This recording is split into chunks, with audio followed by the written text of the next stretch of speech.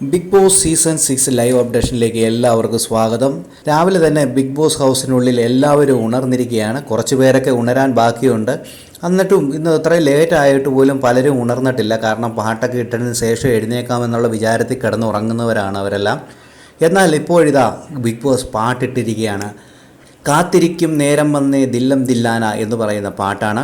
ആ പാട്ടിനനുസരിച്ച് എല്ലാവരും വന്ന് ഡാൻസ് കളിച്ചു. എല്ലാ മത്സരാർത്ഥികളും വന്ന് അടിപൊളിയായിട്ട് ഡാൻസ് കളിച്ചു. അതിന് മുടിയൻ്റെ ഡാൻസ് ഒന്നും പറയാനില്ല, ഒരു രക്ഷയില്ല.